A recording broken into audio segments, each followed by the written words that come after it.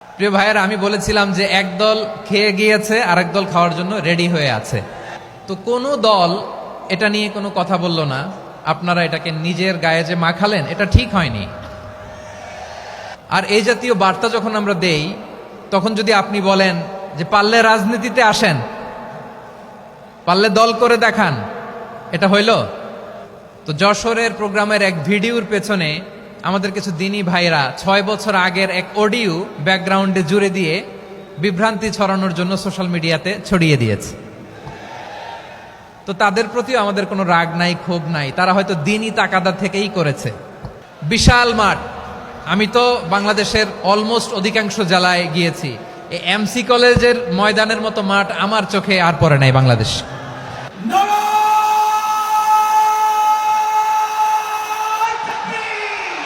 দাওয়াতের ময়দানে আছে মুমিন প্রাণে আল্লামা সাঈদীর উত্তরসূরি। আজ হারি আজ হারি আজ হারি মিজানুর রহমান আজ হারি।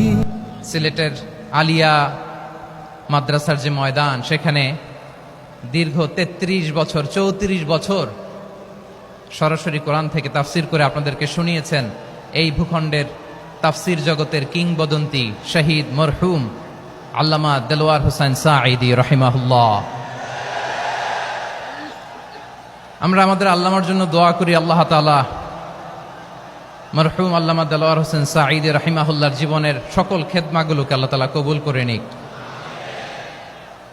ওনার কবরটাকে আল্লাহ তাআলা কোরআনের নূর দিয়ে মোনাওয়ার করে দিক। আমি আরো সৌভাগ্যবান যে আমি অত্যন্ত নগণ্য ক্ষুদ্র একজন কোরআনের ছাত্র হয়ে কোরআন থেকে যা বুঝেছি, এই কথাগুলো যখন দেশ থেকে দেশান্তরে যেখানেই যাই শোনাবার জন্য লক্ষ লক্ষ দিনী ভাইরা সেখানে উপস্থিত হয়, আলহামদুলিল্লাহ। এবং যারা আসতে পারেন না, এরকম কোটি কোটি বনি আদম পরবর্তীতে সোশ্যাল মিডিয়ার কল্যাণে তারা কথাগুলো শোনেন, আলহামদুলিল্লাহ। আবার এমনও অনেক আছে যারা আমাদেরকে পছন্দ করেন না, তারাও ডায়েরি খাতা কলম নিয়ে, মোবাইল নিয়ে, ল্যাপটপ খুলে আমাদের আলোচনা শোনেন। আমি তাদেরকেও ভালোবাসি, কারণ আমার স্লোগান হচ্ছে হেরে যাবে ওদের হিংসা, ষড়যন্ত্র, জিতে যাবে আমাদের ভালোবাসা। যারা আমাদের বিরোধিতা করে, আমাদের ব্যাপারে ঘৃণা ছড়ায়, তাদের জন্য আমাদের বুক ভরা দরদ আর ভালোবাসা আছে না নাই? কারণ ভালোবাসা দিয়ে যা জয় করা যায়, কঠোরতা দিয়ে তা পারা যায় না। তো যারা বিরোধিতার জন্য আমাদের আলোচনা শোনেন, তাদেরকে ওয়েলকাম। যারা আমাদের আলোচনা আউট অফ কনটেক্সট নিয়ে এক জায়গার মাথা আর এক জায়গার লেজ জুড়ে দেন, তাদেরকে ওয়েলকাম। গত সপ্তাহে আপনারা জানেন খুলনা বিভাগের প্রোগ্রাম আমি দিয়েছিলাম যশোরে আদ্দিন ফাউন্ডেশনের উদ্যোগে।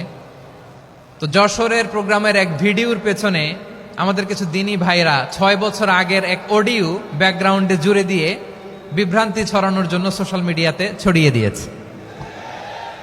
তো তাদের প্রতিও আমাদের কোনো রাগ নাই, ক্ষোভ নাই। তারা হয়তো দিনই তাকাদা থেকেই করেছে, কিন্তু তারা হয়তো বুঝতে পারে নাই এই যে রিসেন্ট আলোচনার ভিডিওর পেছনে 6 বছর আগের অডিও জুড়ে দেওয়া, এটাকে বাংলায় বলে প্রতারণা। কি বলে? প্রতারণা, ধোঁকাবাজি। এখনকার আলোচনার ভিডিও আর ব্যাকগ্রাউন্ডে এডিট করে লাগিয়েছে 6 বছর আগের অডিও। এটারে প্রতারণা বলে, ধোঁকাবাজি বলে। আর বিশ্বনবী বলেন, মান গশানা ফালাইসা মিন্না, the person who deceives us he is not among us. যে আমাদেরকে ধোঁকা দেয়, সে আমাদের অন্তর্ভুক্ত নয়। তো বিশ্বনবীর এই হাদিস তারা মনে রাখে না। তো এই জন্য শুধু বিশ্বনবীর প্রতি সাল্লাল্লাহু আলাইহি ওয়াসাল্লামের প্রতি সেরেফ ভালোবাসা আপনাকে বাঁচাতে পারবে না যদি বিশ্বনবীর আদর্শ আপনি গ্রহণ না করেন। তার জলজান্ত প্রমাণ, আবু তালেব বিশ্বনবীকে অনেক ভালোবেসেছেন আলাইহিস সালাতু ওয়াসসালাম। পলিটিক্যাল শেল্টার, ফিনান্সিয়াল শেল্টার, সব ধরনের শেল্টার তিনি দিয়েছেন, কিন্তু বিশ্বনবীর আদর্শ মানেন নাই। মুক্তি মিলবে? হ্যাঁ, আওয়াজ করে বলেন, আবু তালেবের কি মুক্তি মিলবে? তাহলে সেরেফ ভালোবাসা আপনাকে বাঁচাতে পারবে। ভালোবাসার পাশাপাশি বিশ্বনবীর আদর্শকে মেনে নেওয়ার দরকার আছে না নাই? তো যারা এই সমস্ত কাজ করেন আমাদের ভাইয়েরা, তাদের জন্য আল্লাহ তাআলার কাছে আমরা হেদায়েতের দোয়া করি।